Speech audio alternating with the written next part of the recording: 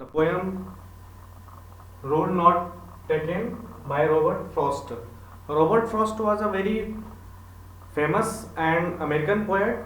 He after some times he went to the England and then he come back and started their poetry. It is something about the poem and the author. Poet, the word poet is used in this poem. I think he only knows the meaning, no one else. No one can else understand the poet wants to say. Before starting the poem, we have to learn one or two times of this poem. So I am studying. Two roads diverge in a yellow wood, and sorry I could not travel both, and be one traveler long I stood, and looked down one as far as I could, to where it bent in the undergrowth.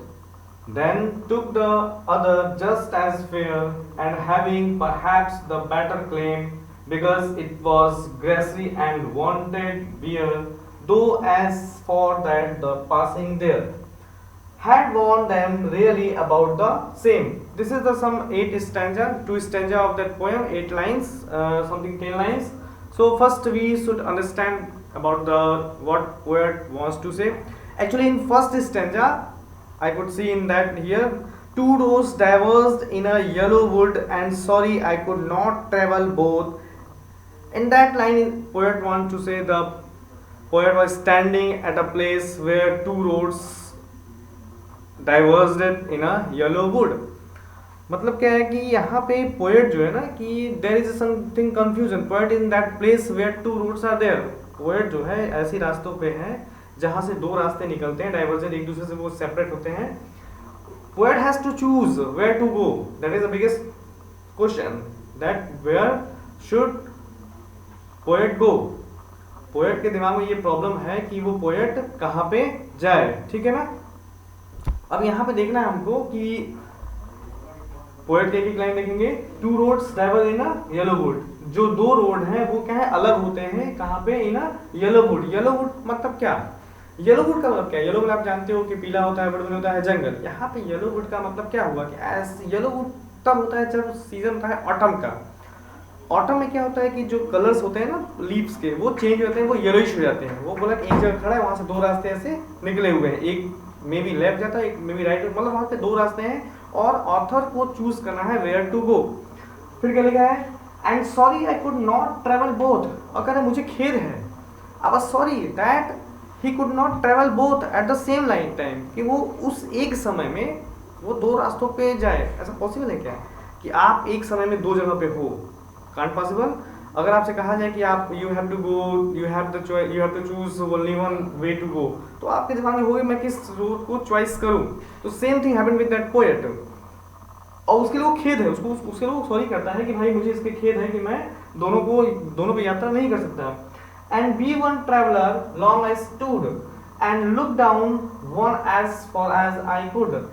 अब ये क्या कह रहे हैं कि he looked down one as far as he could till it bent away in the underneath. मतलब जहाँ तक वो देख, एक जगह वो खड़े हो जाते हैं और वहां से वो देखते हैं कि जहाँ तक उनकी नजर जाती है, जहाँ तक वो देख सकते हैं. मतलब कि वो आप रोड को देखोगे एक समय क्या होता है ना, एक जगह जा करके ना आपकी नजर ठहर जाती है, उसके आगे कुछ आपको लगता है कि रोड खत्म हो गई है. घासों के नीचे कहीं पे भी, आसमान में कहीं, वो पूरा लास्ट तक जहाँ तक एज लिखा है ना आपका कि as far as I could, जहाँ तक वो देख सकते थे वहां तक उन्होंने एक ट्रेवलर के रूप में अपने आप को देखा. फिर क्या है, do where I bend in the under, वही चीज है आपका. फिर दूसरे स्टेज हम देखते हैं. Then took one other just as fair, and having perhaps the better claim. अब क्या कहते हैं, the other were just as for as perhaps presented a better claim. करके मैं जो हूँ, मैंने क्या चॉइस किया, मैंने क्या निर्णय लिया कि ये जो रोड, दो रोड है, तो उन्होंने कहा कि मुझे लगता है कि मैं किसी एक रोड को चॉइस करता हूँ. और उन्होंने कहा कि मैं उस रोड को चॉइस करूंगा जो ज्यादा साफ हो, फेयर हो, फेयर जहाँ पे साफ हो. अब जब आप रोड को देखोगे ना, तो कुछ रोड्स होते हैं जिसपे लोग ज्यादा मूव करते हैं, ज्यादा चलते हैं ना, तो वो क्या होती है, ज्यादा वो डस्ट खराब होती है. और आप ऐसा करो, जब आप कभी जज करना, आपने देखा होगा जब कभी शीतलहर हो और अर्ली मॉर्निंग आप देखोगे वहाँ पे, तो जो इस रोड पे लोग ज़्यादा लोग चलते हैं ना, वहाँ की जो सीट होती है, जो स्नो होती है ना, वो खत्म हो जाती है. और जो जिस पे लोग कम मूव करते हैं ना, उस पर पैरों के फुटप्रिंट्स आ जाते हैं।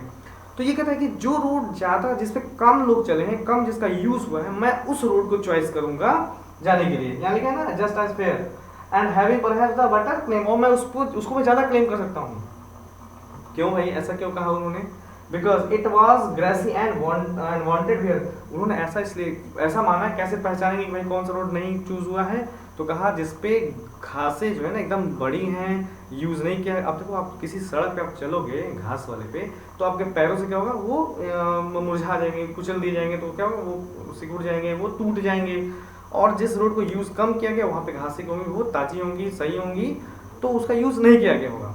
तो सेकेंड रोड वॉज ग्रॉसी, लिखा था less frequent by travellers and wanted wear. Clear? अब इसके बाद क्या कहा इन्होंने? Though as for that he passing there had born them really about the same. मतलब क्या निकला? The poet has to make a choice and he resolve the dilemma. वो इस डायलेमा में है। डायलेमा समझते हैं? जहाँ आदमी person is not ready able to choice where to what to do, क्या करें, इधर जाएं इधर जाएं, तो वो उस डायलेमा में है कि कौन सा मैं चूज करूं। अब क्या, he choose the second road and kept the first for another day. कहा ऐसा है कि मैं अभी जो हूँ मैं सेकेंड वाला चॉइस कर लेता हूँ, जो पहला वाला रोड है उसको मैं अगली बार जब मैं अगले दिन के लिए मैं रखता हूँ कि मैं जब अगली बार नेक्स्ट टाइम जब मैं ट्रेवल करूंगा तो मैं इस रास्ते से चल जाऊँ। अब दो रास्ते हैं, फर्स्ट टाइम इसने कहा भाई मैं इस रास्ते पे चल सकता हूँ, इसको इस रास्ते का यूज कम हुआ है, लोग उसको ज्यादा यूज नहीं किए हैं, और इस रास्ते पे मैं नहीं जाऊंगा, इस रास्ते पे मैं दूसरे दिन जाऊंगा इस रास्ते पे। ठीक है? अब यहाँ पे मैं पोएम एक बार और देख लूँ, क्योंकि इसके आगे का लिखा नहीं, मैं अब यहाँ देख लेता हूँ। And both that morning equally lay in leaves, no steps had trodden black, oh I kept the first for another day at knowing how way leads on a way on to way, I doubted if I should ever come back। अभी क्या कहते हैं, इनके दिमाग में है कि इन्होंने तो कह लिया भाई एक तुम चूज कर लेते सेकंड वाले को मतलब दो था, पहले वाले पे ट्रेवल करते हैं, दूसरे वाले कहते हैं मैं इसको अगले दिन के लिए छोड़ते हैं। अब कहा अगली लाइन में इन्होंने क्या कहा कि the poet had a doubt that he would never get a chance to travel on the first road again. मतलब क्या हुआ? कहा कि भाई ऐसा है कि उसको पता है, डाउटेड है, उसको संदेह है कि मैं वापस लौटूंगा कि नहीं। तो अभी आप 10 में जाओगे, 10 के बाद आप अगले नेक्स्ट कहीं जाओगे, तो क्या आप वापस 9 में आ सकते हो क्या? ये आपका हर कदम, आपका किया गया हर काम क्या होता है ना, आपके फ्यूचर से रिलेटेड होता है। चॉइस यहाँ पे क्या है ना, चॉइस रोड यहाँ पे जो पोएट होता है ना, उनकी फीलिंग को केवल पोएट समझ सकते हैं। यहाँ पे उन केवल वर्ड्स टू वर्ड देख रहे हैं। वहाँ पे ट्रेवलर ने बताया कि आपको you have to take one option, you have two roads but you have to choose one. आप वापस आके उसको फिर दोबारा नहीं जा सकते हो, है ना। तो इन्होंने कहा कि डाउटेड मन से इन्होंने कहा कि मैं दूसरे दिन कर लूंगा, लेकिन इनके मन में ये डाउट है।